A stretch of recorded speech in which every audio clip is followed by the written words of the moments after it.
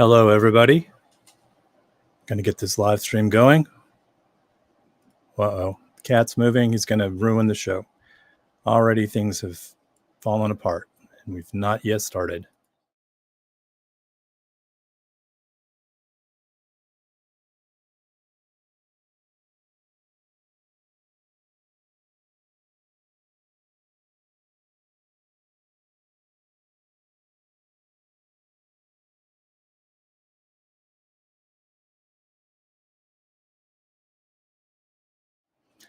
All right. How's everybody doing out there?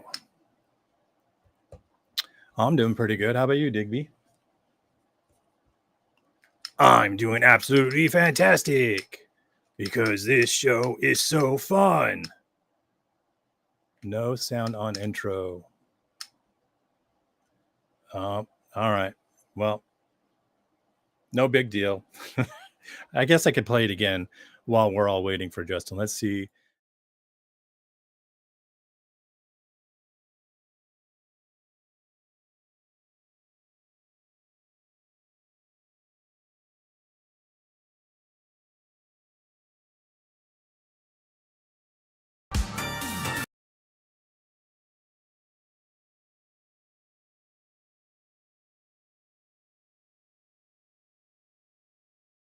And again, I'm Digbie.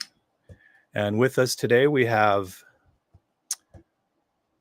Mr. Adrian Dittman again for questions and answers. The only reason I'm here with you today, William, is that you and I are such incredibly close friends.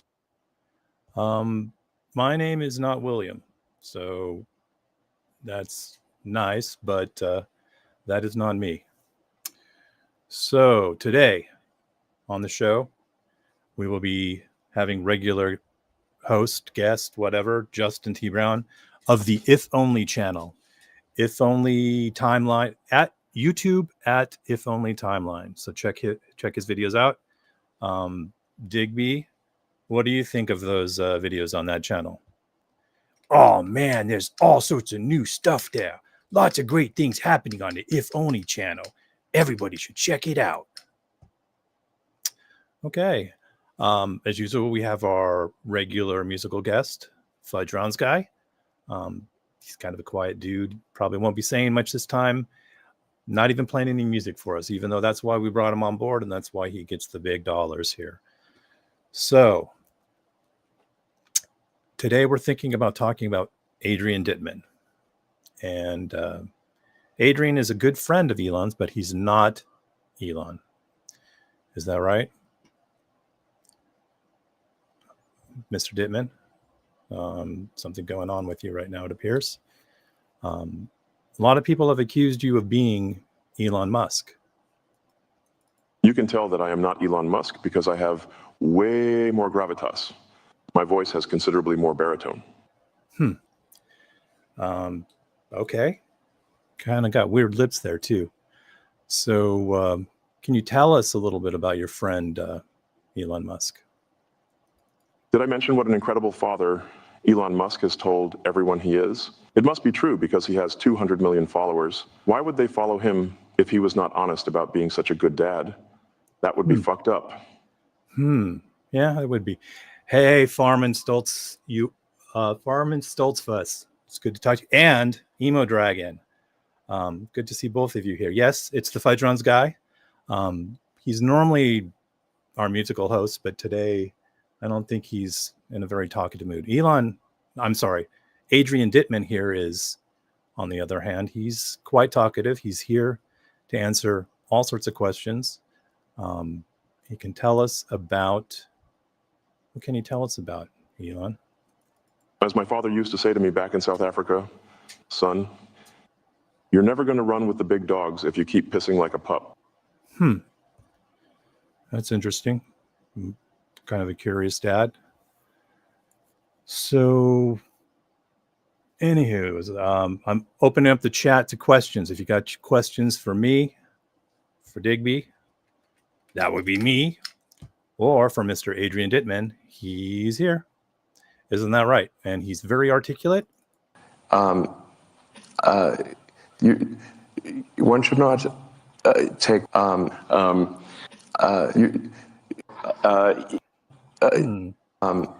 Okay, he's kind of an odd one, Mr. Dittman.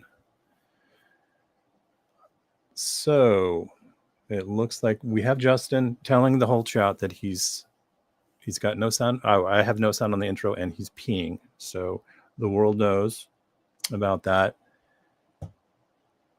What do you think, Digbie? Do you want to do an ad read? We don't have any sponsors, so we're not going to do any ad reads for bidets or personal hygiene trimmers or what else? Game sups, that caffeine stuff that you drink. We won't be doing any ads because this show is unsponsored. Oh, that's right. Let's see.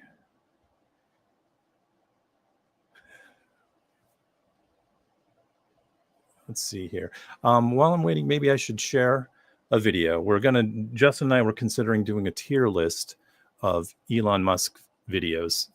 Would that be okay with you, Mr. Dittman?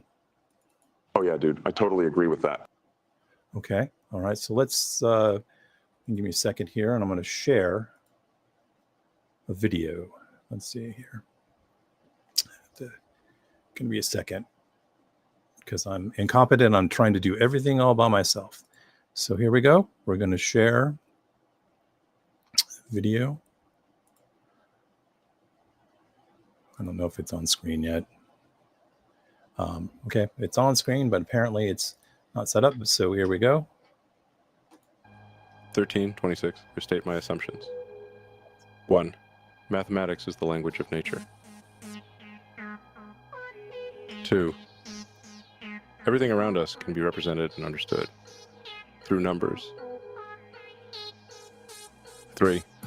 Unless it is stopped, the woke mind virus will destroy civilization. Therefore, I should be a hero. Buy Twitter for $44 billion and save civilization. Twitter, a universe of shit posts, a vast network screaming with white supremacist propaganda. How can I make it worse? Shit, I need another Diet Coke. I wonder what Cat Turd's thinking right now.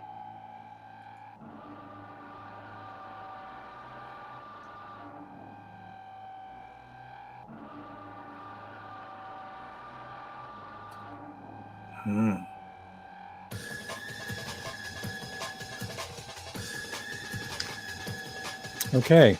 So that was the 11:37. first video, and apparently it's going to play the second video, but I'm going to stop streaming for now.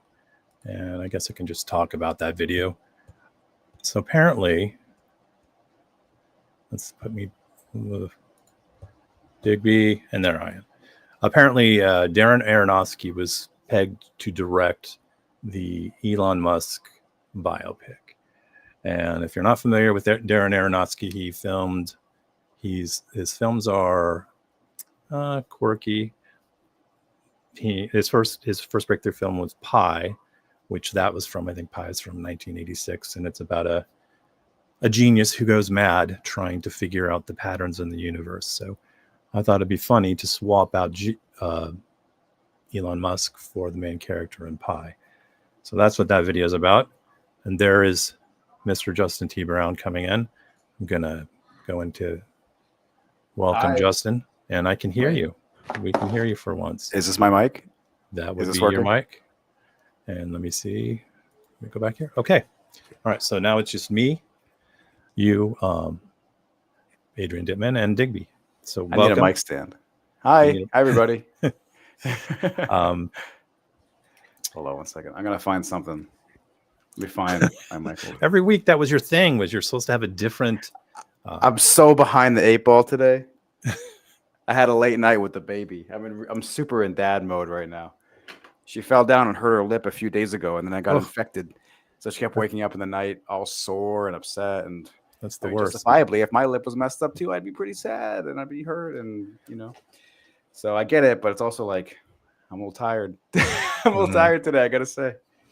I'm gonna use these sunglasses as my mic stand. I'm going to turn you up a little bit. let's see. Let me give you more. Can you say something? I've really boosted you, so Check. I hope you're not blasting through the channel right now. Check. Chat's a little. Check. Are those sunglasses this time? Yeah, they're my sunglasses. I guess this is going to be your bit. So Yeah, low budget is the entire bit on this show. I'm gonna have a energy drink. I am geared up for drinks tonight, though. We're sponsored by Celsius, and we're also sponsored by Corona. So I'm gonna have one. really? I'm gonna have one on the way up and one on the way down. Well, we're sponsored by Bang Energy Drink. Bang. So yeah, I guess it's a bigger This can. is how we get into like the right wing media sphere. Is we start promoting energy drinks. Exactly. They all have their own branded seltzers, with their terminal seltzer. That sounds like terminal they're serving old folks home. Terminal seltzer sounds like liquid death. Liquid death is an exercise in great branding. They also have everybody's got the coffee that they sell, and they just rebrand the same coffee and call it, Tim Pool, whatever, or quartering Black Rifle. So I got the cat Squatchberg's in here. Do you see? Everybody sees. Let's see if I can get to Digbie. Squatchberg Beans Coffee. Squatchberg Beans Coffee. There's the cat and Digbie. Who's in the chat? Emo's here. Farman stole. They are a regular commenter on my videos for a long time, since the days of Arm Brown. Right on. How are the levels? How's everything look? You sound good. We need feedback. You sound good. Digbie is there with the cat. He was licking his crotch. So I'm glad he stopped doing that. Wait, who was licking whose crotch? Not Digbie. Digbie was licking Adrian's crotch. Yes, for sure. I heard something. Maybe we should talk about it later. Uh-oh. But I heard something about Adrian Dittman. Do you listen to one of my favorite podcasts, QAnon Anonymous? I don't think so. They had a small scene in that QAnon documentary on HBO. But anyway, they've been on the edge of whatever's happening in right-wing conspiracy verse. Always. And so if you ever want to know what's gonna be mainstream stupidity in 6 months to a year, you just listen to their podcast, and they're reporting on the seeds of it. And they've been pretty spot on the entire time, just paying attention to what's happening online and seeing how all this stupid horror has been crowdsourced. But yeah, so they had a really good breakdown of the Adrian Dittman thing, and it's an interesting perspective. I'll share it with you later. I'm excited to hear it. It might have implications for the show. We'll say Did you hear what he said? Adrian here insists that he's not Elon Musk. You can tell that I am not Elon Musk because I have way more gravitas. My voice has considerably more baritone. I think it's actually got a point there. I never quite bought into the Adrian Elon Musk alt thing, but it's so funny that it doesn't matter. Well, I think what happened was people accused him of it, and then he started trolling and pretending and trying to do things to confuse people, because that's what rational people, reasonable people do, is start trolling the audience and trying to confuse people about what reality is. Is that right? Hold on, he was going to say something. Oh yeah, let's hear it. Most definitely, without a doubt, 100%. Yeah, he agrees. But I think it's also a sad element to it, because, all right, spoiler alert, my opinion, but I'm right. Behind the scenes, not for the bit, Adrian is a different person than Elon Musk. But what makes it extremely sad is that this guy, actual Adrian guy, I don't know if this is his real name or not, but the actual guy that's this alt, right? Or not alt, this account. Supposedly the guy in Germany. Is it Germany? Or I think he's in wait, he's on islands Fiji or something.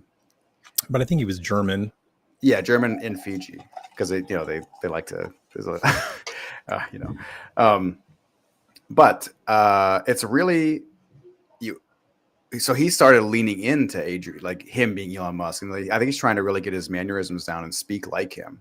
Because I heard some earlier stuff from him in Spaces, and he sounds just like more German, but now he sounds almost 100% like Elon Musk. So I think it's a really sad loser kind of shit that he's like leaning into it. I think Elon went on I think that was him. I think he's I think he's trying to confuse people. I think he did that thing where he said that he was Adrian Dittman, or Adrian Dittman said that he was him or something. So yeah, well, I highly recommend listening to that episode of QAA. Okay, I think Dittman wanted to interrupt again. It warms my heart when I think about how much of a family man Elon Musk is. Those kids of his sure are lucky he's their dad. Okay. Yep.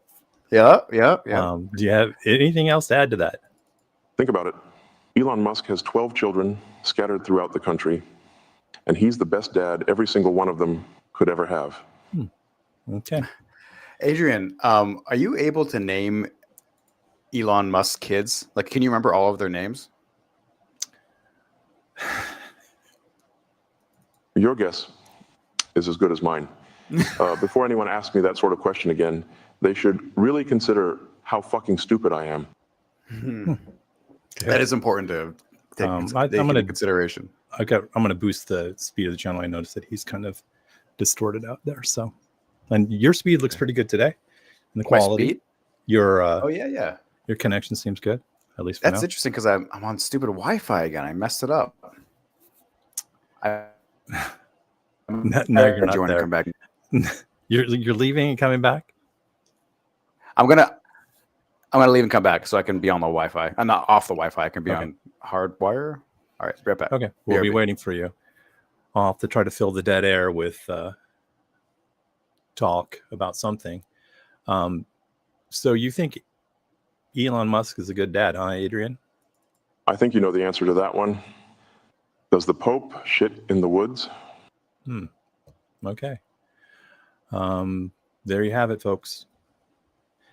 So the chat's kind of, hey, BB, you're finally here. I was getting worried about you. I thought maybe you didn't have a trip to the airport to take, and you weren't gonna pop in. So Justin was here a second ago. He's reconnecting because his connection was fine, but he decided he wanted to be off of wireless just in case. So Adrian has spent some time thinking about things since last week to all you in the chat. So if you have questions, he's here to answer them. Is that right, Adrian? I agree with that. There is absolutely no doubt in my mind. Okay. So, BB says hi. What's up, BB? Yes, BB. That's like that would be a first. That would be a first that BB didn't connect right away, because BB, like every single video I get, BB's like the first commenter on there. It's just regularly. So I'm surprised that you missed it. But it was also, I screwed up the live broadcast. I didn't put the time in right. So, and we're working on trying to hash out a regular time for this. So, we're not so unpredictable. Let's do Sunday afternoons in a row. Oh, Thomas Russell, who is my good friend Tomcat, is asking if we could explain the Dittman voice print thing. So I made a video in which I cloned Elon Musk's voice, and then 11 Labs says you have to authenticate this voice, meaning you have to repeat words that they're going to tell you to say to prove that it's your voice so you can clone it, because they're concerned about misinformation and deepfakes. So I cloned Elon Musk's voice, and it says you can't clone this voice because it's Elon Musk. So you have to prove that you're Elon Musk if you want to clone the voice, which is weird, because why would you want to clone your own voice? What kind of weirdo wants to do that?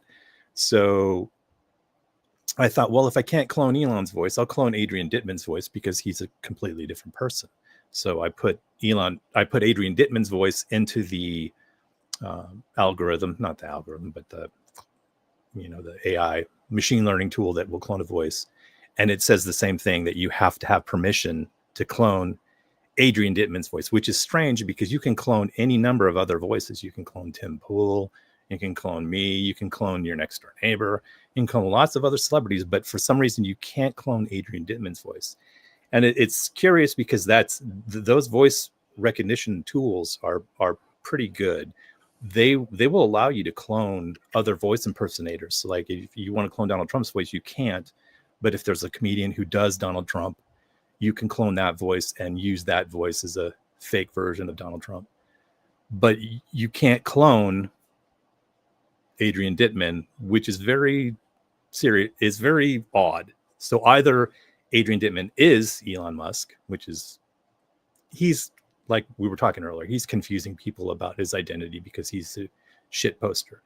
Or Adrian Dittman has this ability to clone Elon or to impersonate Elon to such an amazing degree that his voice is indistinguishable, which would be pretty hard because Elon has one of those weird voices. There are certain people who are hard to impersonate. There are some people who are easy, like Morgan Freeman and people like that. A lot of voice impersonators can do that, but there are certain people who have unique voices which are pretty hard to impersonate. And I think Elon is kind of that way. So I find it remarkable that Adrian Dittman could be that good.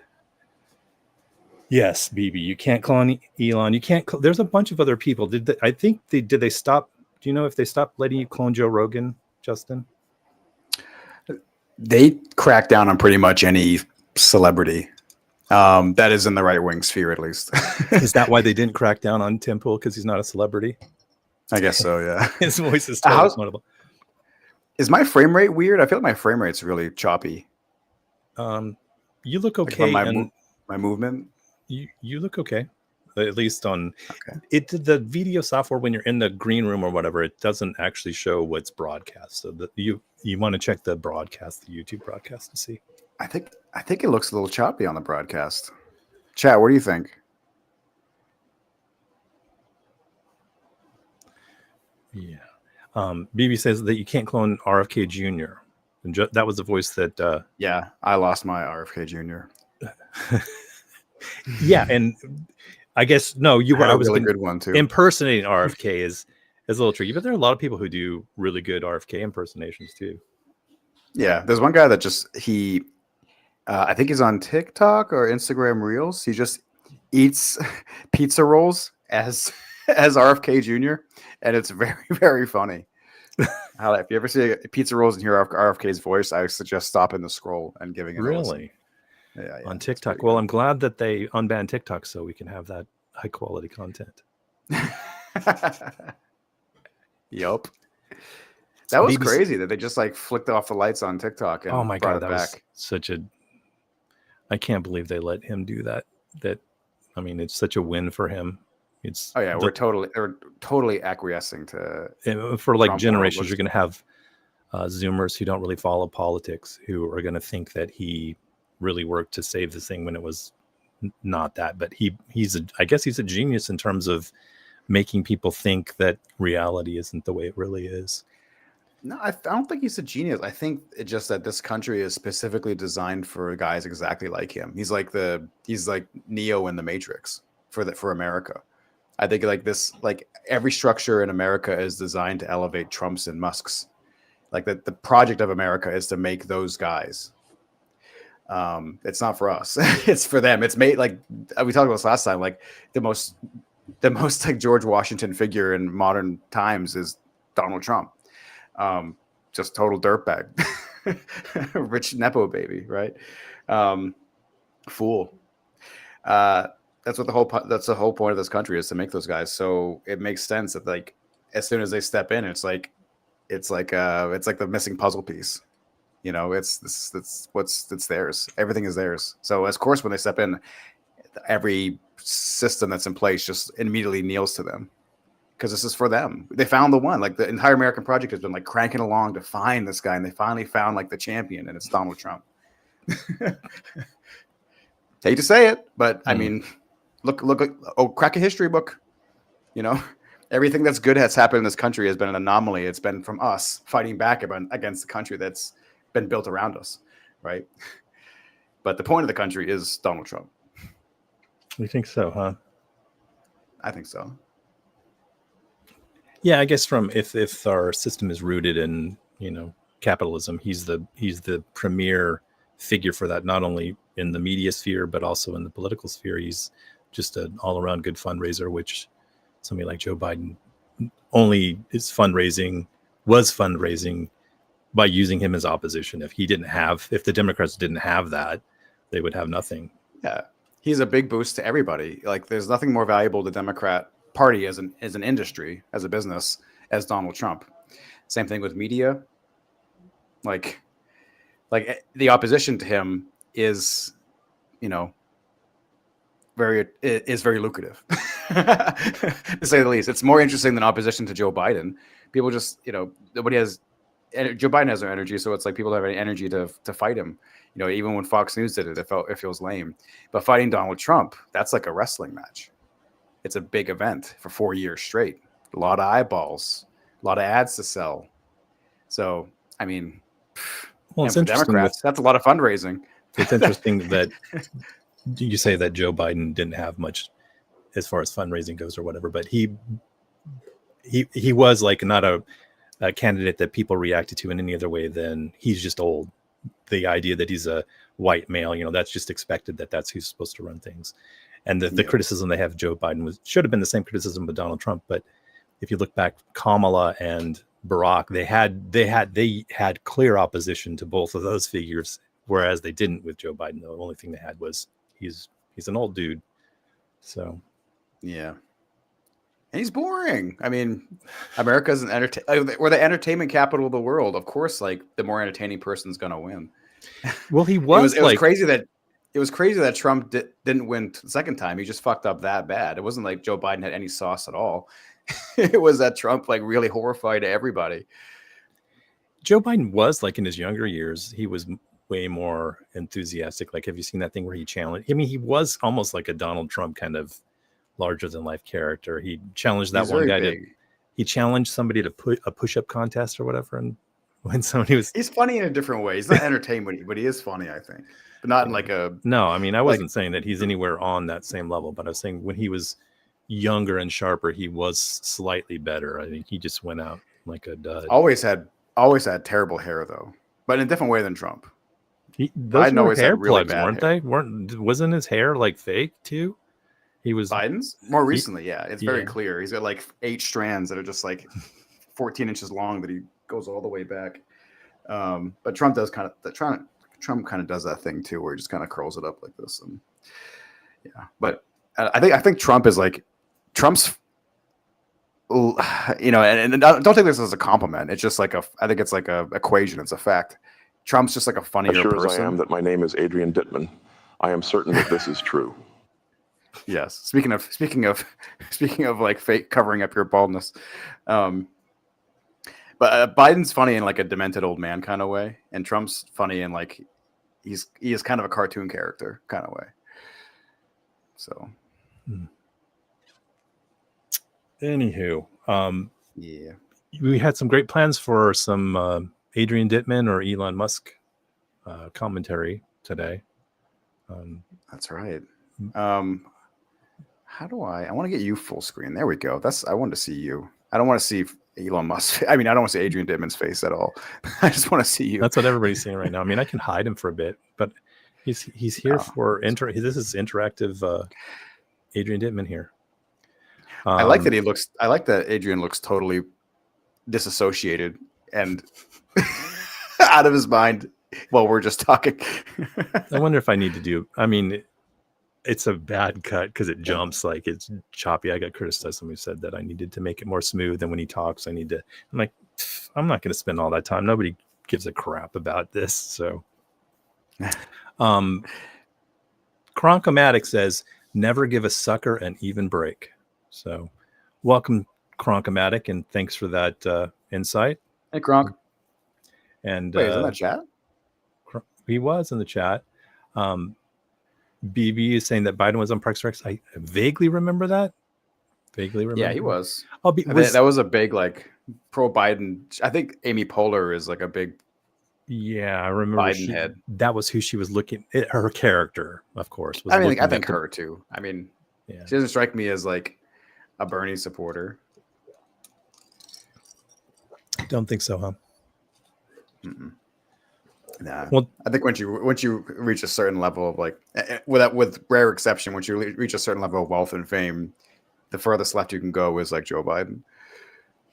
that's not left at all. Well, that's a problem, isn't it? Isn't it? Crocomatic is giving. Oh, I got to read Thomas's thing too. But Crocomatic is giving us the cat face, the sad cat face. But where's my kitty right here? He's asleep. Wow, he's like totally asleep. He's not even. Look at this. He normally like would bite me if I'm doing this, but I took him out today. He does parkour off the fence, trying to get birds. That takes a lot out of him. Do you ever feel nervous because your cat's not a strictly outdoor by itself cat, right? Oh, he never goes outside by himself. But do you feel nervous? Like he's not on a leash or anything. He's just out there, and you're like, could he just see something interesting and dart away and disappear for a week, 2 weeks? He's really scared when he goes outside. He's very scared. So I mean, like he hears somebody in the other backyard. He's like, he just hears movement or a door shut, and he runs to the door. So there's no way he's. I mean, I imagine after weeks and weeks and weeks of being outside, maybe he would be okay. But he's too chicken, and he likes being inside. Yeah. He just doesn't want to feel like a prisoner. So I take him outside and give him sunlight and everything, because our house is pretty small, and I feel bad for locking him up in here. Thomas was saying. The weird thing about Biden is that he presented and delivered so well as Obama's VP. I know politically not my cup of tea, but he was a great public persona as VP. Very effective messaging wing. Yeah, that's true. The Onion, if you followed the Onion, they always had Biden was the cool VP guy. Remember that? He had his Corvette, and they would always have little stories about how awesome he was and how off the cuff he was. And then he turned out to be exactly the opposite. Like maybe in his first year, he was just not really with it, it seemed. How much do you think of that is like personal branding versus like wish casting? Like, do you think he cultivates that image that he's like the cool guy? I mean, to some extent he does, but I also feel like it's like people just like looking for something to hang on to. Well, I think he wore sunglasses one time. Like everybody wears sunglasses, but he wears them, and it's just like, okay, now we have to build a whole persona around him, you know? Yeah. This beverage is making me belchy. Sorry if you can hear it. I've got a good mic. I don't want to belch into the microphone. But yeah, I think that even with the Dark Brandon thing, he was leaning into, or whoever was managing the Twitter account was like, "Yeah, I'm Dark Brandon." Yeah, no, it was actually Biden managing his own Twitter account. He was making the memes. Yeah, he had Canva open. So that was fun when Dark Brandon first came out. That was like a American communist and socialist thing started on like Reddit. Mm-hmm. It's making fun of the idea that Joe Biden has anything to offer at all, right? And just be like, actually, you know what? He's like a Maoist insurgent, and he's going to be activated at any moment, and he's just going to kill all the Republicans, and all the billionaires are going to be lined up immediately. That was the genesis of Dark Brandon, and that's when it was really fun. But then it became like just him with red eyes. It lost everything that was interesting about it. Like, when people were serious that's who he was, that he, there were people who actually like tried to lean into the fact that he really was this radical person. Like, I think the liberals did that. Whereas, like you said, it was mainly just kind of, what if this was the guy we had? It was kind of making fun of the right's version of him. The right is always accusing Democrats of being communists, like when the Democrats are pretty much, pro-business centrists. So yeah, the political spectrum in America, for Americans' perspective, is so like, if you grow up here, it's so easy to see it as like a left and right thing. But we have our own definition of left and right. That the scope of window of possibility in America is actually like on the world stage is from like far right neo-Nazi to like slightly right of center on the world stage. Like but we consider that left and right. Mm-hmm. It's like, I wish more people understood that, because we're so closed off from the ants. Like, this is a bigger rant, but like people that are ostensibly on like the American left, which is like more of a centrist attitude within the rest of the world context. We are so closed off from the tools of actually beating fascism and meeting the moment, because the only thing that has beaten fascism forever, every time it pops up, has been, I gotta say, it's way far to the left of center. the Soviet Union is what was what liberated Auschwitz, right? Like, and these ideas of like, we're seeing like the combination of like Nazism and capital. We're seeing like a recreation of history right now. What happened in Germany is like all the billionaires teamed up with the fucking Nazis. And that's exactly what's happening now to an extent here for our modern context, right? We're seeing Elon Musk, the world's richest man, doing Sig Heil at the inauguration celebration. It's crazy. But when you're not allowed to look any further left than the Democrats, or like slightly to the left of Democrats, then you're not going to find the answers. Because you're like, what's the Democrats' answers? We got to get a good billionaire in there. Mm-hmm. Spoiler alert: there ain't no good billionaire. They have class solidarity. If you go, the richest person, it's very hierarchical, right? The richest person in the world is a Nazi. Guess what all the other billionaires are going to kneel to? There is no good billionaire. Yeah. So like, if you don't have an ideology that says let's dismantle this entire system, then you cannot fight the one that's in power. Like we're forever in the losing position. So I urge people, if you haven't explored, you don't have to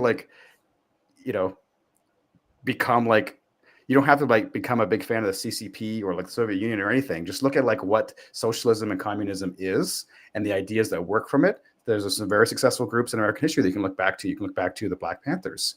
You can look back to Martin Luther King Jr., who read a lot of Marx, and look what he accomplished and that whole movement accomplished. You can look back to Abraham Lincoln. Marx and he were alive at the same time, and Lincoln read Marx because Marx was a prolific poster. He wrote a lot of articles.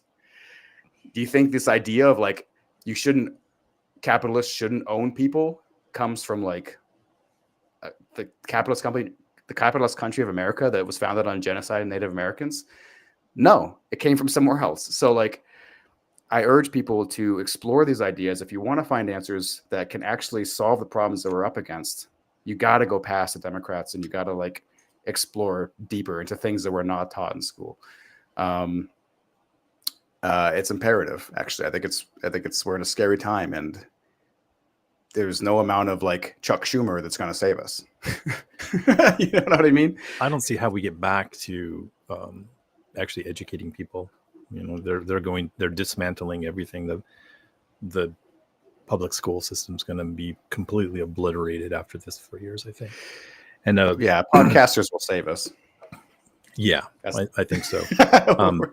The funny thing is like they don't even understand the people they praise, like the founding fathers or whatever. I think it was Madison who wrote that it was incumbent upon Madison believed that he didn't even believe that the normal citizens should be voting for the Senate. He thought that the Senate should be kind of like you could only vote for the Senate if you had property and you were rich and wealthy.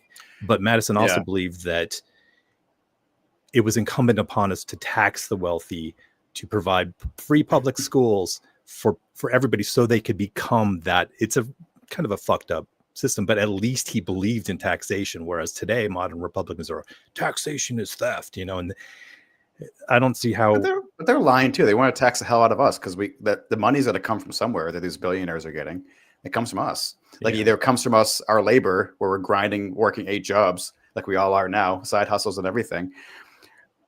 So we generate wealth for them in that way, but then also we get taxed. And where does most of that money go? It goes to like Elon Musk subsidies. It goes to the military industrial complex. Like it goes to private corporations and the people that own them.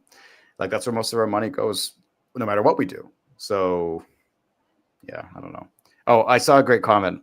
Thomas Russell, Tomcat. Marx exchanged at least one letter each way with Lincoln. Yes. Abraham Lincoln and Marx were pen pals. It's okay if you explore these ideas, if it's okay for Abraham Lincoln and Martin Luther King Jr. You have permission. Don't let rich people on TV tell you what to think and feel. Yeah, and trust what has worked in the past. There's and lessons, the dialogue. Even if you don't agree 100%, there's lessons to be learned. The dialogue are very useful. I'm sorry I keep interrupting you. No, you're right. I wanted to say the dialogue around Marx is just. It's always been stymied by the fact that they distort the terms like cultural Marxism and all of these other, even like none of these people understand Marxism or communism. They don't even understand that Marx was just an economic theorist. And if they actually he's literally just like the economics dork. Yeah. And he's just good at posting. That's why he got famous. I was like, there was some, what was he? One of those libertarian anarcho-capitalist dudes online. And I got into it with him. And I felt bad because I just started hard onto him and attacking him. And then it just turned out he was just like not very informed on anything. And that if he had better information, he could probably come to better conclusions. But I asked him if he had ever read Marx. He's like, you sound like a Marxist. And I was like, have you read Marx? He's like, I've read the Communist Manifesto. And I'm like, that's not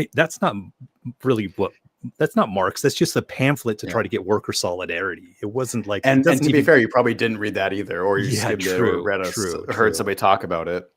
But like, if you actually explain like Marx's labor value theory and things like that to people, it makes sense. It's hard to argue against, but we can't even have that conversation because it's always shut down. And now that they're reversing every like mild improvement that we did in terms of free speech and whatnot, not free speech, but progressivism, I guess that would be wokeism. Now that they're pulling that back, it's going to be harder and harder to have a conversation about these issues. Yeah. And especially like you said, in schools, I'm really scared. Not that we were learning about Marx in school. We're not like China. Like people I know that grew up in China, they actually learned a little bit of like Maoism and Marxism in school, but they kind of like think about it like we would any other subject. They're just like, oh, this boring shit, because they're kids. But what you have from that, even if you don't, again, don't agree with like China or CCP or whatever, it's not like, who cares, right? We live in a different context. We live in America. But one of the reasons that they're not collapsing under like the same things that we're collapsing under and the way the West is collapsing under, the reason they don't have Elon Musk's and Donald Trump's running their country is because like they went through a period of like, okay, let's explore this like left-wing shit. And they found the lessons that are valuable within that. And they threw away, some experiences that didn't work so well, but they kept the ones that worked. And now they have like a market economy has a lot of capitalists in it, but it's run by a Marxist party. And so like, it's like mitigating a lot of the harms that we're experiencing over here. Lamp is saying that right-wing anarchists don't even understand what anarchy is.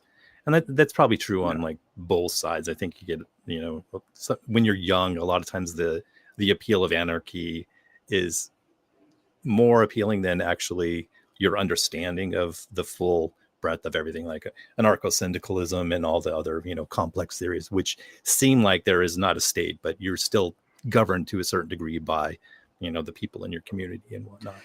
So, I mean, I always find it charming when within like left-wing circles, when like people who are like more like state communists versus like anarcho-communists, like when they have disagreements and argue, I'm just like, guys, shut up, we're so far away. Like let's have that war in 200 years when we get to something that's even remotely close to that disagreement being a valuable thing, like being called a tanky or whatever.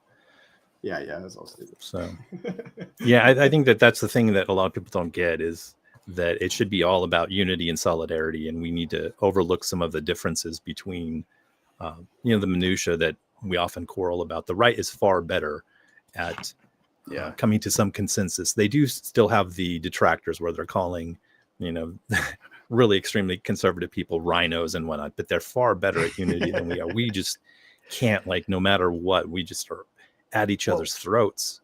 Their unity doesn't come from like a solidarity. It comes from a hierarchy. And the inherent challenge to anything left-wing is that we're anti-hierarchical. Like that's, if you want to break down what left versus right is, it's like vertical hierarchies, powerful person on top, and then like a less powerful all the way down to the bottom, right? And the point of being on the left is to take that hierarchy and turn it on its side and say there is no more fucking hierarchy. We're just all like helping each other in a horizontal way. We work as a team in one direction, right? That's the overall goal. How it manifests, we haven't got there yet, but it's like it's a 1,000-year process that we've been working on. It's been getting a little bit better and a little bit better over time. We used to just be run by inbred kings. You know, when capitalism came around, and it's all like these merchants and shit that were like, we should like overthrow the feudal lords and like divide up power amongst all the rich people. That was a pretty innovative like breakdown of a hierarchy. It went from like a group of like 10 people having all the power in the world to like thousands. You know, so like we've been on this journey for a long time. We're just like, we need to move past this stage of it and get into the next one. We got to like disperse power amongst people. Yeah, Lamp was saying that some of the founding fathers thought that we needed our own king. I think that's going back to the founding fathers. But the right still thinks this. The right still thinks that's how they perceive Donald Trump. They perceive him as a king, and it goes back to the hierarchical point of view that you mentioned. And the other thing that like kind of disgusts me is that conservatives today have adopted all the liberal rhetoric that was intentionally designed as oppositional to the rule of the church. Like John Locke, he's now a conservative, and he's been embraced by libertarians, even though he was pretty much, vilified for his arguing that the right of the people came from themselves rather than the divine right of kings. It's weird how I think Mark Twain had the quote that the liberal invents the view, and then when he's worn them out, the conservative adopts them. And I'm using liberal in not the online context of the centrists. I'm using it in terms of a philosophical context, like the Enlightenment philosophers who really were pushing back against the church. And it seems like with what's going on now, we're having a total pullback on that. We're actually embracing the church again. The Catholic Church is essentially in charge of the Supreme Court at this point. I kind of feel like we're in like isn't there this thing where like before you die you have like a big moment where you can like people that are like on our terminal, not to reference a channel, but people who are terminal, like right before they pass away, they kind of like pop awake and they can talk for a bit, or like they're more conscious for a few moments, and then they finally go out. I kind of feel like we're at that stage politically with like the right wing in this country. Like we're having a little reemergence moment after it's been thoroughly defeated for a long time. Not totally defeated, but like to the level of like where we are now, it's like a Nazi reemergence, right? I feel like we're seeing a little blip before the final death because it's all these old weirdos doing it too. So a little bit of hope that I have is like if we can get through it, maybe there's some gold on the other side. But we do have to fight, unfortunately. I think we're in like the fight times. It's if we don't fight, kind of like if you think about one of the major figures in the right movement was Buckley, and he published the National Review. Jeff Buckley. Yeah, Jeff Buckley, William F. Buckley. So, and he had a show on PBS, even as this idea that PBS is woke. They've been promoting conservative ideology for a long time. William F. Buckley's National Review. Some of the archives are so horrifically backwards that they don't even you can't even find them anymore, because the stuff that's written about Black people and civil rights is so offensive. And now it seems like we're flipping again, and we're going to try to reverse a lot of that progress that we made in terms of conservatives thinking that stuff is not, it's not just inappropriate, it's just inhumane to say those things and to dehumanize people like that. And the push now is to go back to that moment where people could say these horrific things and people could, dehumanize people online freely. Yeah. Or elsewhere. We're definitely we're in a backlash moment too. Like this, the political pendulum always swings back and forth, right? In this country, we're kind of famous for it. We go right, then left, right, then left, or like our perceptions of right and left, right? We're always back and forth between Republicans and Democrats. But as that pendulum is swinging, it's kind of like picking up velocity in the swings. So like we just had a really big swing to like towards the real left. Like we had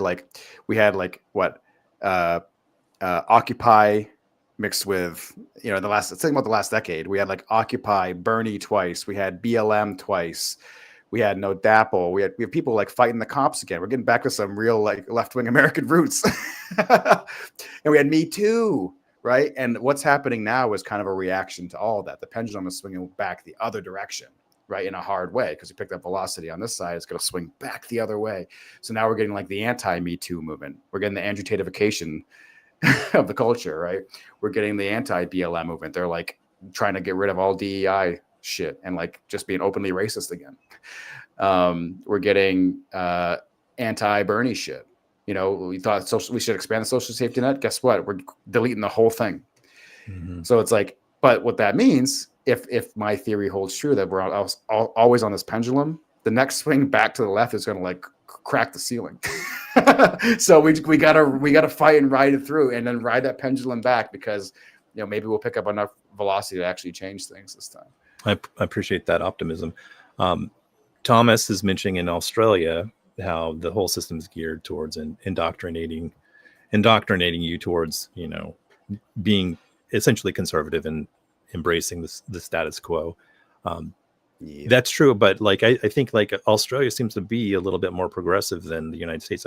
One of the things I always think about is how like the United States was just founded on total genocide and the extermination of the Aboriginal peoples here, and maybe like Biden kind of apologized for that. I don't even think we've apologized for that. Whereas Australia, which was a penal colony, those people came to the conclusion that their treatment of the Aboriginal population was horrific long before we did. And we consider, or we're told, that our founding fathers are divinely inspired. So there's that.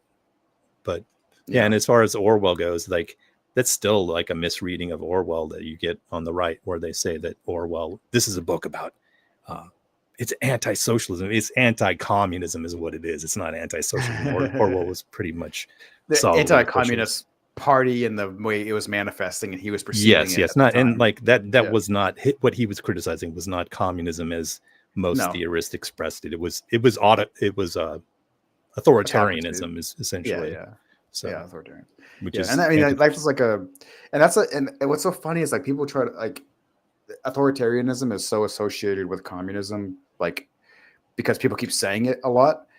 But authoritarianism is a human trait, right? Mm-hmm. There's nothing in like it's like if you read like the teachings, not to compare the two, but like maybe you could, if you read like the teachings of Jesus Christ, right? There's nothing in there about like prosperity gospel, right?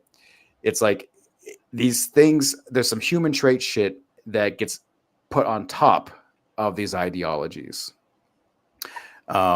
And with communism, like those are really new ideology at a time. And these are like countries that right before they were communist, they were led by like the czarist kings and shit. So like for like hundreds, thousands of years, right? So it's like there's something inherent to a culture that elevates like the great man, and I think that anybody that's like imbued with like ultimate power, they become psychotic. I mean, that's just like that's the problem with every powerful person that we see. That's why every billionaire is a psycho. They have too much power. It's like the Ring and Lord of the Rings. You can't hold it. You lose your mind. So like whether you're like a billionaire or you're like a military leader or you're like a really charismatic fascist, or you're really charismatic communist, or you're a really charismatic preacher, you're gonna and you're on top. Just the fact that you're on top, you're gonna fucking lose it. So like, we need to like dismantle these hierarchy systems just for like the sake of all of us. And like the only ideology that has that built into it, is like a left-wing socialist communist ideology. Those are all about dispersing power. How it's manifested, we haven't seen it come to fruition yet, because it is kind of fucking new. It's like within my parents' lifetime or my grandparents' lifetime that this stuff was happening. So like, but built into whereas capitalism built into that is inequality built into it, right? The ideas of communism, socialism, is actually building equality by flattening these hierarchies. Again, manifestation versus what's on the page are two different things, but it's worth like trying it until we get it right, because the other option is that much more horrible. Well, I think one of the issues we have is the language, that sometimes the terms become so not meaningless, but also they're so loaded that people don't even understand. Most people have tough. No idea what communism is. They don't hear it like they hear the word Nazi, because it's been like they've been like, it's been, if you're a rich person on TV, or a rich person with a platform, communism is like your kryptonite. if you're Elon Musk, socialism, communism is the only thing that can stop you. Donald Trump, same thing. And so like equating it with something like as horrible as fascism is quite beneficial to you. I'm surprised. It shuts down the conversation. I'm really shocked at the degree of like misinformation. I guess I'm not shocked about misinformation. Never, but, like, never be shocked. I get into it occasionally with right-wing people and libertarians, and they keep saying that you don't know what fascism means. You can't even define fascism. And like fascism was designed in opposition to communism. Fascism was designed to stop communism. And they keep using this like antiquated definition from like 1920 about the origins of the word fascism in terms of Mussolini and whatnot, but they don't actually have any kind of understanding of what the term fascist means today. So they keep using that fascism is a good thing because it's opposed to communism. That's their argument. That's a horrifying. I mean, some of that's kind of true. Like some of that's kind of true historically. But it's horrifying that people would dislike the idea, like not knowing what communism is, dislike the idea of communism so much that you would choose Nazism or like fascist Italy, right? That's you're so scared of like. But imagine knowing. But people, I feel like a lot of people who are actually very powerful, have a lot of money. These billionaires, a lot of them maybe do have an idea what communism is. Don't get me wrong, they're fucking stupid, but the one thing they know is money. And how to get it from working people. And like in a socialistic, communistic left-wing world, right? They wouldn't have any power or money. They would just be like, Elon Musk would just be like another sad, fat loser doing the Sig Heil in the mirror instead of, at the inauguration. He'd just be, he's online 24 hours a day. He's just a sad loser. He just happens to be rich. That's the only thing. That's the only power he has in this world. So if there's like one ideology that can take that away from you, he's going to be more opposed to that than anything. He's holding on to like the idea of defeating that for dear life. That's his only mission. Because if that happens, then he's got nothing at all. He's just a deadbeat fucking dad. So like, I think one of the big issues we face is that part of human existence is this notion that when somebody does well at something that they're entitled to reap the rewards of their efforts or whatnot. And on the surface, that seems very reasonable, but a lot of philosophers have pointed out that the skills and talents that we have are not anything that we have a say over. Like we're born of a genetic lottery. We have no control over our talents in any more way than we do our environment. So like I think about how throughout history we've had people who rationalized, I have more resources because I'm more talented than you and I'm entitled to this. And on the surface it seems intuitive. Somebody works harder, they should be entitled to more. But over history we see that these people tend to rationalize it as it's not only that I have more talents, it's that God has decided that I should have more than you. And then you get kings, and we're still stuck in that period where we're looking at people as being more talented and more deserving of things than we are. And with man, I'm totally derailed, and I'm rambling here about how things haven't changed at all. If you just look, the system just looks different, but we still have people who are essentially living in serfdom, and they're having to work off their property. Then hardly anybody owns anything anymore, and everybody has to, bow to the person who's really successful, who is Donald Trump and Elon Musk, who basically are people who are not necessarily the most talented of us, but they're the best at convincing people that they're most talented. And those people tend to rise to the top in our system, whereas people who are truly talented often just are exploited by those people. Yeah. I think we need to I don't know the prescription for it, but we need to get over the idea that like great men even exist. Mm-hmm. There's just all of us as a collective. Like every like take the Tesla for example, right? Tesla, maybe not the best car, but it is a thing that's very popular, right? And a lot of people appreciate it. But it's not the work of Elon Musk. It's not even the work of just the people that work at Tesla. It's been like a couple 1,000-year journey to arrive at an electric car like this. So we've been iterating on this thing since the wheel was first made, since cavemen put it out. And we've been adding piece by piece by piece, innovation by innovation by innovation, across across thousands of years, across millions and millions and millions of people have been contributing in small ways to these innovation. Even like the people that are driving Teslas today, they're part of the innovation cycle as the fucking crash test dummies for that car. Like these cars are collecting data on their driving habits and their accidents and stuff. And so like in that, those go into improvements for the car. So like everybody's participating in everything that we do. There is no such thing as a great man. There's great us. And like, my philosophy, like when I think about something like a left-wing ideology, I think about socialism, think about communism, it's recognizing that fact that we all of the stuff that we enjoy all around us, looking at computer screens, I'm looking at my light, I'm looking at this microphone, I'm looking at this delicious Corona. That's all made by all of us collectively over generations, in small ways. No one person did it. Everyone's feeding off of something somebody else did. We're an iterative species. And left-wing ideologies celebrate that fact. Whereas right-wing ideologies just say like Elon Musk did it. It's fucking lazy and it's not true. And it really like disempowers us and doesn't give us the credit we deserve as like a collective family. We've been doing this thing for a long time. We're really good at it. And I don't want to give all the credit to some fucking Nepo babies that didn't do anything.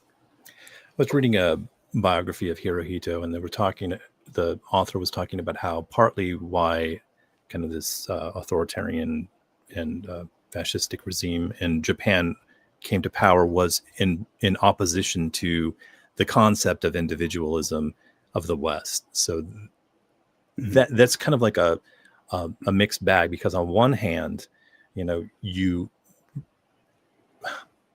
don't want fascism to rise, but on the other hand, we are all in it together. And the idea that individualism can be a danger. And in the United States, we don't ever perceive it that way, because there's been a project in the United States to promote the great man. Ayn Rand's works are a good example of that. Atlas Shrugged is all about capitalists being super smart and being really cool. Superheroes. And it is a superhero book. So there's been a project in the United States to push this notion of individualism, which on the surface, it seems like nobody doesn't want to think of themselves as an individual, and nobody wants their rights to be, removed from them. But we have a sense of hyper individualism in America that is truly dangerous. And it's partly why, we can't have any kind of consensus on vaccines and the like. Yeah. It removes us from the collective project. Like I see humanity as it's been a long project. And it's like we're iterating on like what it means to be alive and to make our species better and more healthy and like live longer and have more comfort and sustainability. We've been working on that as a giant collective for so long. And then like this, and then but the idea of individualism removes us from that project. And then what do you have left? All you have is you. That sucks. Man, but how much cooler is it to know that like you're part of a giant family that's been working on this project forever? We're supposed to be like the caretakers of the planet, right? That's where we're working towards. And like to be like an individualist, it removes you from that. It's really such a sadness. Yeah, in biology, there's this concept of a superorganism. It's an organism that is comprised of all, like ants and bees are superorganisms. All these things are, all the individuals are clones of each other, but they work to promote the hive. So this is a concept in biology that it's fairly new. The idea that there aren't these individuals, but it's just this larger organism that has these individual parts. And the thing about humanity is we have that in us too. We are not quite a superorganism like bees, but we have these inherent traits for cooperation and for empathy and for kindness that are supposed to be used so we can have a community. And when you veer off in the other direction, where you're just going towards full-on individualism and selfishness, I mean, the principle of Ayn Rand was selfishness is good, and you have a whole group of people who have been promoting this ideology that we are individuals and nobody has a right to have any control over other people to an extent to which it becomes unmanageable, because we are not individuals. human beings. In spite Yeah. of what we think, we are the product of everybody around us. We are the product of our environments. You like, Yeah. I believe in individuals in terms of I can tag somebody with a name, but in terms of when I look at you or when I look at other people, you are not this kind of island unto yourself. You're a product of all the people around you. You're a product of your history. You're a product of your environment. Yeah. And so the idea that you're just an individual who has every bit of a right to do whatever you want is just contradictory to like everything that I feel at my core. It's contradictory to reality too. Like, are you an individual driving on, like, I mean, it's like kind of a meme at this point, but you're an individual driving on the roads that we all paid for and built. And he got Obama, when Obama said that, he got flack for that, right? When Obama said, you didn't build that, because people are stupid. People don't understand what he meant by, he was saying that these business owners don't have the right to these things because these things were communal works. The roads that we use to get to businesses, like libertarians think that they're entitled to everything, when we actually have worked to create a society in which they can actually sell their product. And they don't think that they owe anything back to society for the fact that we work together to build a system in which we're protected, in which we can, engage in commerce or do what have you. Yep. Lamp says Let's see what Chad is saying. Lamp was raised an objectivist. So what is that, Lamp? I don't know what that is. Ayn Rand. Ayn Rand's theory is objectivism, which is funny because she claims herself to be a philosopher, and she came up with this view of objectivism, which is that there is a one reality, and that there's no God, and selfishness is a virtue, and that everybody should just live by in virtue of selfishness. But her life was like one of contradictions because she didn't really live that way, and but she does tie back to, I'm rambling here, she ties back to communism in as much as when the Russian Revolution happened, she was part of a wealthy family who owned, I believe, like a pharmaceutical business or something like that. So she was deprived of everything when, the revolution happened. And so as a result, she came to America, and she basically embraced American values and pushed back against the communists that took over, because she was unable to see the perspective of people who weren't as well-to-do as she was. It's pretty much the same scenario that happened when Castro took over Cuba, right? Mm-hmm. There were so many people living in poverty. The American corporations were taking advantage of, I think they were operating casinos and whatnot, and the people were basically fruit destitute. Farms, sugar. People were destitute, and Castro had their interest, and he was demonized, and he was portrayed as this horrible person. And so when all those people came over, the expats from Cuba, they came over, and they just think communism was terrible, just like all the people from the Russian Revolution, just like all the people from Vietnam. They just have this perspective because they had a better situation than a lot of the peasants did. Yeah, and they can't. Go ahead. And I have some. May sound strange, but I have a little bit of sympathy for that perspective, because I think that everybody, maybe it's not true for everybody, but I think it's true for a lot of us. I know it's true for me at times. I have to like think my way out of it. But I feel like a lot of people, whatever their situation is, that whatever their level of comfort in society is, so, their level of wealth or whatever, or their level of privilege, I think that we feel that that's like homeostasis for everybody. Like we feel like we're average no matter where we are.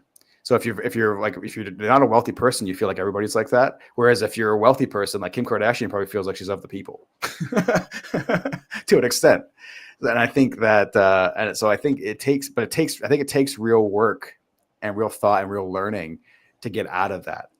And the people that don't put in the work end up being,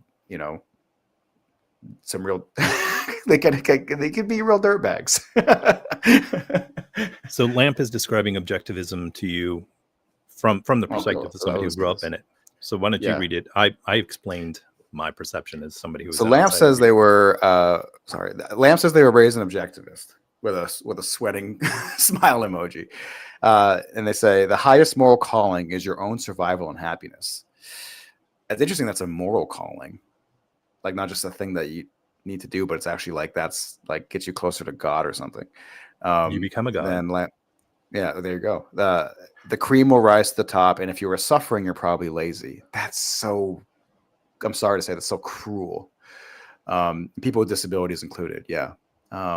People that are homeless, people that are disabled, people that get sick, people that get in an accident, people that are in a bad breakup and they lose half their stuff. It's because they're shitty, not just normal. The objectivist thing, it sounds like, I don't know. It sounds like it comes from such a place of privilege, or it comes from a place of fantasy, because everybody's got something that makes them not perfect, right? Or something happens to everybody. And to like say that's a moral failing is just like so mean. Well, I think a lot of times libertarianism is like it's a philosophy you embrace based on your station in life, because it tells you you're entitled to everything because you're smart and you worked hard and you did all these things. But it's never going to be a philosophy that you embrace when you're in, Bhopal or wherever. You're not going to be growing up in slums and being like, this makes a lot of sense. But you're going to have a little more awareness than that. And that's partly why the appeal of communism in rural areas has always been great, because these people don't have a lot. They don't, like, if you came in there and if you were a libertarian and you went into these areas where, you got poor farmers, you're never going to be able to convince them that of libertarian philosophy. You're not going to be like, well, the Austrian economists, they said this. They're not going to buy into that, because it's antithetical to like their reality. Their suffering is contingent on what's happening to them. They're going to be more in line with the, communism. Except I think for here, because they found the cheat code, which is like make everybody an individual. Yeah. Because I think in like the peasantries that became like communist societies, or maybe because they're already kind of acting in that way anyway. Like people used to raise families communally, right? We used to all help each other. We didn't have if you lived out in the middle of nowhere, you didn't have like grocery stores. You didn't have Amazon Prime delivering packages to you. You had like a network of neighbors. So like, okay, that family grows corn. That family's got pigs. We're gonna like figure out how to feed each other in this community, and that's like you're living as equals, and that maybe there's like a council or something. It warms my heart when I think about how much of a family man Elon Musk is. Those kids, I'm sure, are lucky he's their dad. Elon Musk has 12 children scattered throughout the country, and he's the best dad every single one of them could ever have. Your guess is as good as mine. Before anyone asks me that sort of question again, his list they should really consider how fucking stupid I am. I think you know the answer to that one. Does the Pope shit in the woods? I agree with that. There is absolutely no doubt in my mind, he's just on a as tear. sure as I am that my name is Adrian Dittman, I am certain that this is true. All right. Unstoppable. It's been pent up for like 40 minutes. He just had to let it out. He's hidden too, so I'm going to bring him back. Maybe we want to talk to him a little bit more, since we've been talking about. I kind of want to throw an ice pack on my laptop. I can hear it sweating. Oh, really? And I think that might be why I'm a little choppy. Yeah. I'm gonna take a quick break, but I'll be back in like 2 minutes. Okay. I'm gonna grab an ice pack from my laptop. I told you this. Well, when you get back up, the cat's coming. Oh my gosh, we're having I can still hear you. I have a headphone in, but I just won't be able to talk. I was talking about. And when I worked after I graduated for college, I worked at a community college in the media center, and the head of the media center there had an Avid system which was cooled by a bucket of ice with a fan blowing into it. So this is not that much new. Art STV. I think it was funny when Poland forgot what Germany did and sold out a lot of our country. Of course, I'm all for forgiveness, but that wasn't a good move. Elon lied about his game skill. Why even lie to the community about your Path of Exile 2 character? Yeah, I mean, it is it's curious that he would make that up, but I think he's the same character as Donald Trump. He just desires to be loved by people to such an enormous degree that he doesn't realize the amount of hate he's going to get in response to that. But yeah, it would be weirder if he didn't lie, if he just pretended. But I think he longs so much to be like the cool nerd character, and he's just not. All right, Justin, you're back. Yeah, Elon Musk would be such a sad, lonely figure if he wasn't the most powerful person in the world. Mr. Dittman, I feel really bad for him. You're good friends with Elon. Do you have anything to say about Elon? I've seen Elon talk about what an incredible father he is, and I absolutely believe that he is correct. His children are super lucky to have him. They would be absolutely devastated if he overdosed on ketamine and died. Huh. That's okay. I don't think that's true for a few of them. You could follow Elon Musk's eldest daughter on Threads, and she does not like the guy, to say the least. I agree with that. There is Yeah, absolutely no doubt in my mind. Thomas Russell, Tomcat, says billionaires, and especially Elon Musk, are the Bill Mitchell of democracy and economics. And Donkey Kong in parentheses before Billy Mitchell. That is such a good documentary, the King of Kong. Have you seen King of Kong? I saw it when I was younger. Really, like you were 10 years ago? Yeah, it was. Billy Mitchell is essentially a Trump character, right? He basically distorts reality. He cheats. You know who Billy Mitchell is, right? The hot sauce guy from Florida. He is just so. When you see him and you see Donald Trump, they're just like the same character. There's no difference. It's like a mold. Mm-hmm. I'm surprised that guy wasn't president. RSTV says Elon lied about his game skill. Yeah. Why even lie to the community about your path of exile? He's so disconnected from reality that like he doesn't even realize that he'll look stupid, I think, is the issue. Like, I think once you're that rich, the idea that you can even connect with another person on a human level is gone. I think it's a really like a brain rot thing. I often ask myself, he doesn't even know. Why doesn't Elon have any friends other than me, Adrian Dittman? I mean, I get it. He's not a fun person to be around, but he does have lots of money. There you go. That's interesting. Lamp, you met him a couple times? Who'd you meet? Billy Mitchell? Or Elon Musk? You hanging out? Lamp, are you hanging out with Elon Musk right now? Can you put him on? Elon Musk is a very bad person. He admitted to not cheating. He admitted that those characters that he was playing in Path of Exile, he didn't actually get to that point, that he just was handed off the account.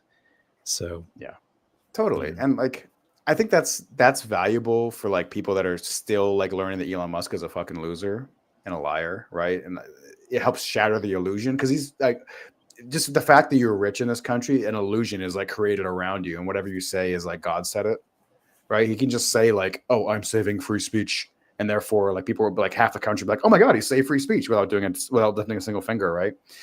I think but moments like that help. One. Does the Pope shit in the woods? It's valuable, but it's also like, and I appreciate that it's happening, but for me personally, I can't even, like, I have trouble even participating in the joy of like him getting caught as being a cheater in video games, because he did the Sig Heil at the inauguration, and now I'm like totally in like alert mode for that. Like the video game thing seems cute to me now. They lied about it. Yeah. I'm like, oh, this guy has to be redacted immediately. The thing is that if you have a lot of money and you can promote yourself, you can basically present yourself as a super genius. And that's kind of what he did. He had kind of a windfall with PayPal, and then he used the money to promote himself and go around and try to present himself as a genius, even though he was basically just buying up other people's ideas. The first time I ever saw him, he was on The Daily Show when Jon Stewart was hosting The Daily Show. And Jon Stewart was fawning over him. And this is where Jon Stewart was like, "You're a real life Iron Man." And he was just he presented him in such a positive way. And then Elon put himself in the, do you think he paid to be in the movie Iron Man? Or do you think that they were like, "We got to have Elon in there"? I think they probably just said, "We got to have him." I think so? Yeah, I think that's. But he did a lot of other promotions on like CNN and whatnot, promoting himself as like a genius tech god or whatnot. So it's basically, if you have enough money, you can fool people by basically paying for PR. I think about this too. What's like? Oh, go ahead. Sorry. No. You go ahead. No. I couldn't. I'm going to. I was going to have fun. I think if you're like a CNN or you're like making a Marvel movie, like the point isn't to be. I mean, the point is to make money, but the point, like the extra the really not the point is to like be subversive and undo like the mystique of America, right? These are reinforcements of what America is, right? So if like think about what Marvel is. Like the two biggest characters are a billionaire weapons manufacturer, Iron Man, and a guy whose name is literally Captain America, and he's like a military dude and like pretty libertarian. So like, even though the comics he was like an Antifa, but that's a difference. That's not the movie, right? The movie is reinforcing like the everything America. It's like the ultimate propaganda piece. So of course they have Elon Musk in there. He's like integral to like what America is intended for. So Lamp is saying that Elon Musk was on The Simpsons, and I maybe I should share Elon Musk on The Simpsons. You have a clip of that, right? I do. Hold on. Let me pull it up. Give me 1 second. I gotta look at my playlist here. Wile E. Coyote, super genius. That's right, Cronkomatic. Wiley and the Roadrunner are my favorite Looney Tunes. By the way, I always have a soft spot for Bugs Bunny. I think he's more of an idol. Just sheer enjoyment is Wiley and the Roadrunner. I always like Sylvester. I don't know why. I can see that. You strike me as a very Sylvester type. What is that supposed to mean? I don't know. There's just a vibe there. Okay, so I'm going to share video here. Let's see. Share my screen. Okay, so I'm going to share the time that Elon Musk was on The Simpsons for everybody. Here we go. Can you see it? Cannot see it. You can't see it?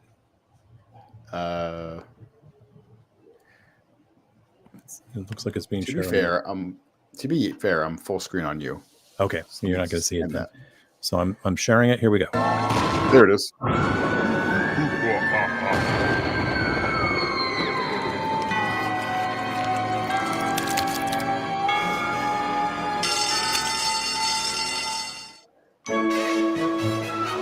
Hello there, Bart. Can I show you how I'd like to do the Bart man? Come on, Bart. You know better than to talk to pedo guys. I'm no ordinary pedo guy. I'm Elon Musk. Elon Musk, the billionaire pedo guy? The guy with the Nazi website. That's me. I'm not just MAGA. I'm Dork MAGA. That's right. Then Itchy, the real hero of the story, chops Elon's head off with a razor.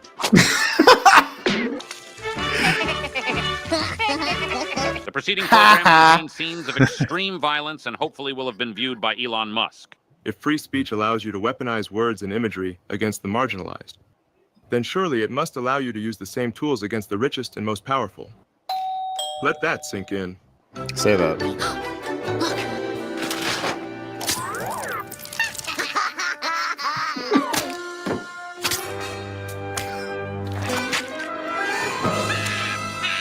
What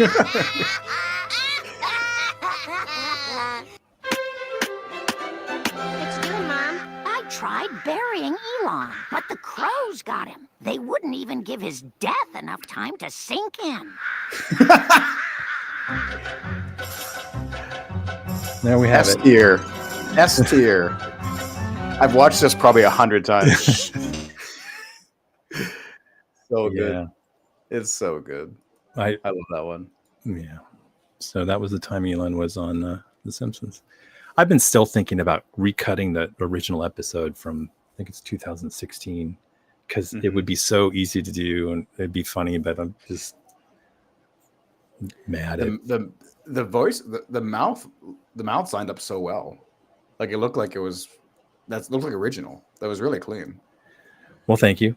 It was I think I've spent more effort on individual frames on that video than probably any other video I've ever done. It was like just because it was when the head gets chopped off, it's Scratchy. Or is it Scratchy the cat? I think Scratchy's the cat. Itchy and I forget who's who. Yeah. I haven't watched it in anyways, a long time. I had to swap out every single frame of putting his head and changing the heads out. So it was a lot of work. So Yeah. Mr. Tusk, that was from Rick and Morty, right? He's also on Rick and Morty. So he was friends with Justin Roiland too. There's a video of him and Justin Roiland watching stuff together. So I'm glad like that mystique is falling away. It hasn't fallen away for enough people.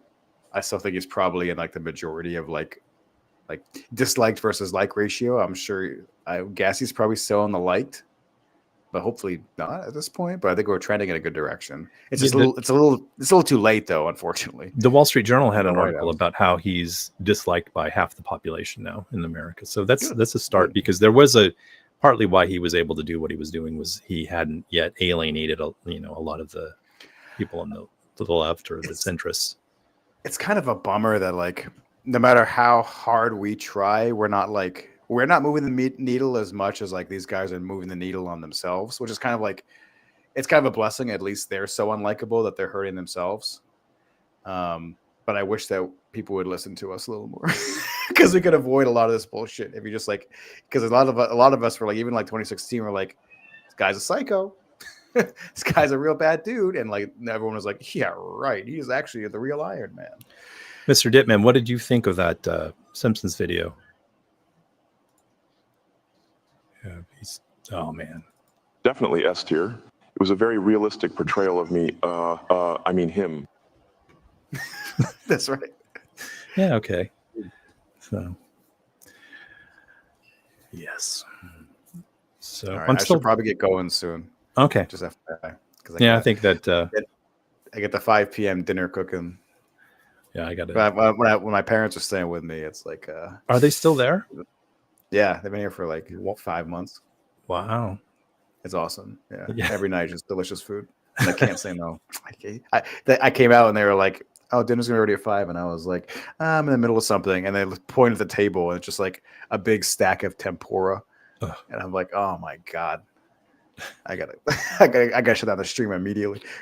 But you can keep going if you want. You and Dit. I'm gonna have a hard time maintaining my energy. I was up late working on trying to get more responses for him, trying to make him more interactive. Lamp says, Cronkomatic says Mr. Tusk. I think he was also Tusk and Rick and Morty, but maybe they called him that on The Simpsons. I'll have to rewatch it. I'm still thinking of making that a full episode, like 20 minutes long, of insulting him, but the voice is kind of off right now. Lamp says it's hard at this point because he's become some part of the culture that to admit how fucked up he is feels more personal to people, like an attack on him, not on just him, but themselves. Yeah, he's got so many fans online. I think people have tied their identity, and like especially like in tech and shit, or if you're into like crypto or stuff like that. Like I think it's really hard not to tie your entire personality around him in some way. So it's like you drag him down, you drag a person down, and that's hard. I wish there was a way to like be more gentle about it, but that's where he comes in. He can't stop fucking up, and so like that's to our benefit. The one advantage that we have moving into the next decade is that these guys are all fucking stupid and unlikable. They have the billionaire superpower, which is like people automatically like you for some reason because you're on TV and you're rich, but they're so dumb and so self-destructive that it becomes an asset to us that they're going to implode. And we should be thankful for that, because if they were actually smart, we'd be in real trouble. I mean, we are in trouble, but we'd be in 10 times worse trouble. Yeah, that's one thing that we have to work on in this country is the celebrity worship and people making the celebrity part of themselves. And then whenever the celebrity is criticized, everybody's leaping to that person's defense. Like I posted, apparently Marilyn Manson just got, they said they're not going to prosecute him for his crimes. And I posted online that he had the bona fides to work for the Trump administration because he had the sexual charges. And somebody's like, you just don't like Marilyn Manson. And it was like, dude, what the hell? I was like, isn't he like a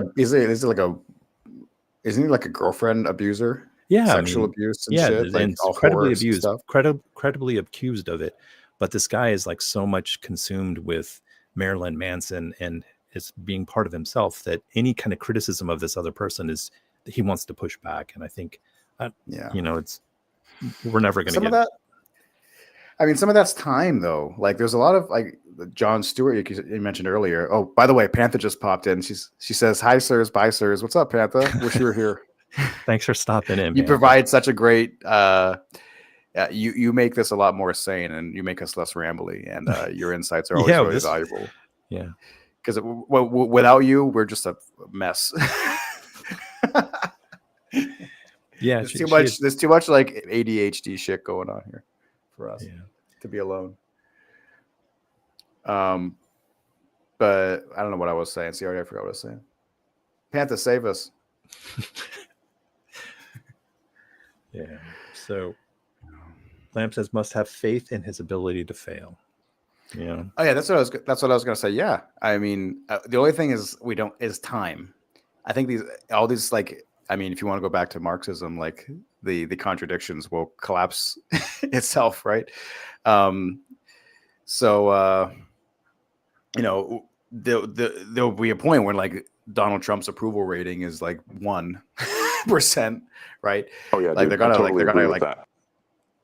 yeah, these guys are gonna crash everything, crash the economy and shit. But like in the process of everyone learning en masse that these guys are total scumbags and stupid, they're gonna break everything along the way. I wish I could have got there faster, but you know, time is on our side because like their falls. I think you know are the answer to that one.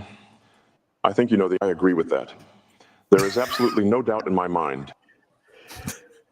He's so lifelike. He's so lifelike. I'm glad we had him on here. So. Yeah, he's got a soul and everything. All right, Justin. Well, I won't keep you anymore, and I think that I also need to go get something to eat. So, what you gonna eat? What you gonna have? What you gonna have? I'm potatoes. Probably gonna get some fast food. Just potatoes, then. No, we're supposed to have Panda Express. So there you go. I'm getting the Panther Express. Panther Express. Panther, what Panther? Elon's Panther gonna Express. learn the greatest threat to a dude in a white power gang is the other white power gang members. Yeah, I hope they all eat each other alive. Let's hope, because that's like you know, I don't know if we're gonna have like a critical mass of people rise up in time. So hopefully they kill each other quickly. Think about it. Elon Musk has 12 children scattered throughout the country, and he's the best dad every single one of them could ever have. I think he already said that. So I think he said it a lot. Yeah, he's definitely saying in the mirror every day. I was just thinking again about how lucky those 12 children of his are to have Elon Musk as their daddy. All right. Oh, you rotten loser. All right. Well, thanks everybody for hanging out with us. Yeah, it's awesome. We're working on evolving the stream. So. Yeah, we're getting better and better every time. I feel like we're putting in the reps, like your buddy said. Got to put in the reps. Mm-hmm. And thank you. Let's see who's in the chat. We got to say thank you to Tomcat. We got to say big thank you to Lamp. We got to say thank you to RS TV. We got to say thank you to Crunko-Matic and BB and Panther, of course. Cannot forget Panther. Emo is here. What's up, Emo? And this is the hard one I have. Farman Stoles Fuss. That's yeah, a hard one to say. Either. Who else? Oh, Hario popped in too. Thank you, Hario. Yes. Thank you, everybody. We love you. I want to. And anybody else? Hold on. I want to. There's only like 10 people that commented, so I want to make sure we got everybody. I think that's it. I think that's everybody. Okay. And hopefully every week we get a little bit better and the show gets more fun and we get more interactive. We're going to try to do a regular schedule. We're kind of getting close to it, but hopefully once we do, we can get more interactivity going and Digbie can be more involved too. I really missed out. Nobody got asked me any questions. I just sat here next to the cat because Justin kept rambling about communism. And rambling. Welcome to every stream. This is why we need to have like a 6-hour stream, because you got to you and I have to go off for like an hour each, and then we can get into like an actual enjoyable stream. We probably need to do the pre-stream stream where we're just in the video, but then we're always thinking, that was good. We should have been streaming this. Yeah, we're just talking to the wall for an hour before we jump in. Yes, thank you, Lamp. I assume that you're the same Lamp from the Aaron Brown community, and you might know Thomas as well, Tomcat. So thanks for hanging out with us. It was fun. Appreciate it, everybody. Thank you. We can blame Panther for why this particular stream didn't go. We can all agree that it's Panther's fault. Yes, for not rating us in. I hate to make her feel bad for not showing up because I don't want it to be a job, but I'm still going to do that. because she's like during the stream, she's always like, oh, she's really good at directing, and like both of us were just like, oh, we're just rambling. And she cuts to the damn point, which is Yes. what I really like about Panther.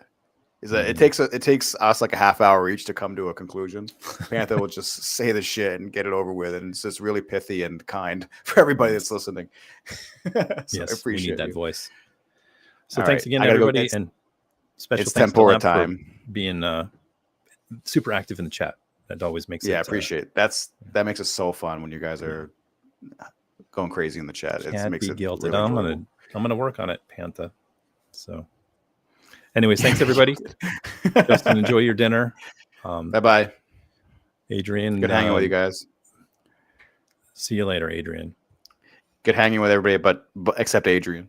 Oh, I'm going to do one final thing. Digbie's going to shout let's out do it. our patrons because we do have a few patrons here. One Nice. of them is, who is it? Panta Paya. She funds this whole thing. And also, None Superior. He also is a cool dude. And finally, I think it's Gordlock. Maybe it's Gordlock. I don't remember if Gordlock paid or not, but anyways, Gordlock's getting a shout out. Unlike Toasted Zergling, that guy, he didn't pay shit. I mean, I'm not supposed to say that word. But he's just a free guy looking to mooch off. Mooch off. I'm sorry. That wasn't Digby's not supposed to be that way. That's supposed to be me. But I think Gordlock, I can't remember, but also Justin. I'm going to say Justin's a patron because he spends so much time on this project, and Chud's a TikTok too. So, and anybody who I missed, I'm super sorry. I know there's somebody else there I probably missed. So, and it's probably one of the paying people too. So that makes it all the worse. But It's the $100 patron you forgot to. Yeah. So, mention. Oh my God, Digby forgot to. Oh mention. my God, there's Toasted. You've been here the whole time. Right there. Toasted, where have you been? He's lurking. Oh my Definitely gosh. lurking. And I just All right, called I him gotta out. go. I just was, there's a number of people who are free on the Patreon, and I know that you're there, so I just figured I'd call you out. Especially because you didn't show up to do your Cooking with Brian segment for us. We're supposed to. That should be a regular reoccurring segment. If you haven't, Toasted. If you go to Toasted Zergling's YouTube channel, he's got a great cooking video. It's a must watch. Yes. So he was making tea. He was making tea for an hour and a half. That's why he didn't show up. Yeah, we're gonna have to see the video of the tea making too. So that's episode 2. All right, I really gotta go. It's tempura time. Bye bye. Right. Thanks everybody, and see ya. See you, Toasted Zergling. Thanks for showing up. Thank you, everyone. Really appreciate you. I love seeing all my